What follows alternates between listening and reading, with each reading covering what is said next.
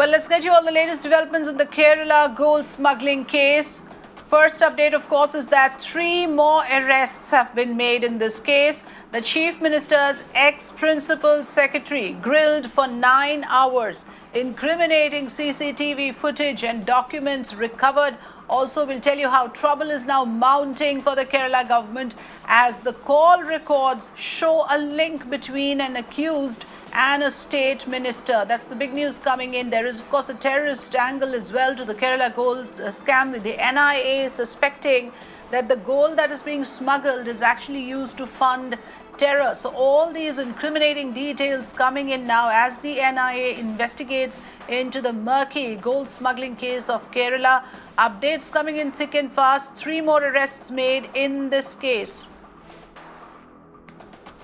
So the latest in the Kerala gold smuggling case, Kochi Customs Department has arrested 3 more suspects who have been accused of delivering gold to the traders. Now, this is with regards to the gold that was smuggled through the Thiruvananthapuram airport with the use of diplomatic channels. In fact, the case has now only got murkier, with several incriminating details coming to the fore after the NIA said that the gold smuggling was actually a front to fund terrorist activities. Now the Times Network has found out that a Kerala minister is actually in close contact with one of the accused in this case. So that's the latest explosive information coming in on the links of a Kerala minister to the accused in the gold smuggling case. In fact, I have Vivek Karindalam joining me live on this story. Avni also getting us more details, and just to explain to us the accused's link to the CPM. So I want to go across to Avni first. Avni, first put it together for us, if you can please, on the links that are emerging, because all this while Pinarayi Vijayan has been saying there's absolutely no links, that the state government has nothing to do with it. But now it seems he has to clarify further on why these links have come to the fore. Over to you for the details on this, please. Well, that's right, Frida. This, of course, these links have now emerged, obviously raising a lot of questions on how deep does this entire smuggling case, in fact, go. So the NIA, in fact, probed call data records of the key accused, and that's when this particular link came up that links the accused to the Kerala minister. There were multiple calls that were seen between the accused in the smuggling case as well as KT Jalil, the Kerala minister, as well. And these calls happened essentially between April 12th and May 26th. So there were multiple calls that were made between both sides.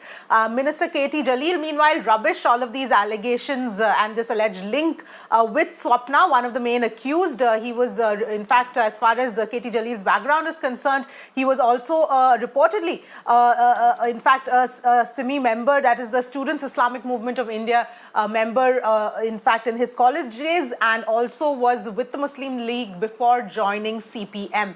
So that's his background, of course, and these call records clearly show that there were calls made between KT Jalil and the accused, but of course, he is at this point in time rubbishing the claims.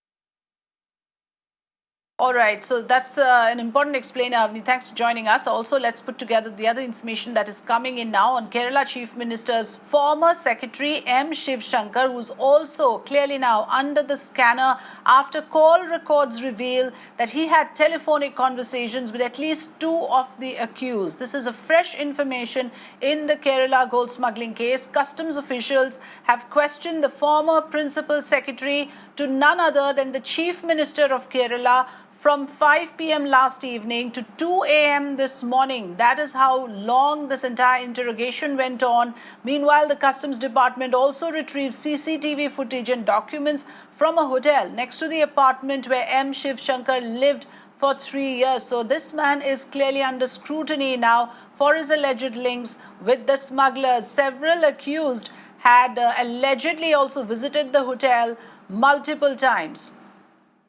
Avni has all the details for us, also in terms of the shocking information coming in on the links that the office of the Chief Minister now needs to clarify. Avni, if you can put it together for us further, the details that we are talking about here, the explosive information and disclosures that have been made.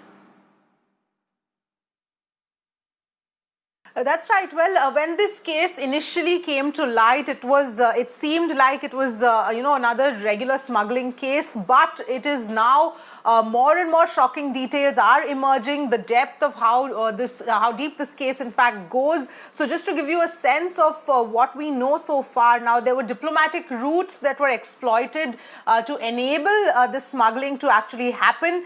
A duplicate of the emblems of the UAE government were also found. Now, of course, this essentially was done to ensure that they get diplomatic immunity. So that's why these emblems also were duplicated. Now, the accused, we also understand, was smuggling gold since September 2019. So we're talking about a long period of time where all of this smuggling was actually happening, and a total of about 160 kgs of gold has been smuggled since September via this diplomatic route. So essentially, Afrida, what we're looking at here is this kind of entire smuggling racket going on for since September 2019, and sort of everything being done to ensure that it actually goes through, and of course the terror links which have now emerged for this as well.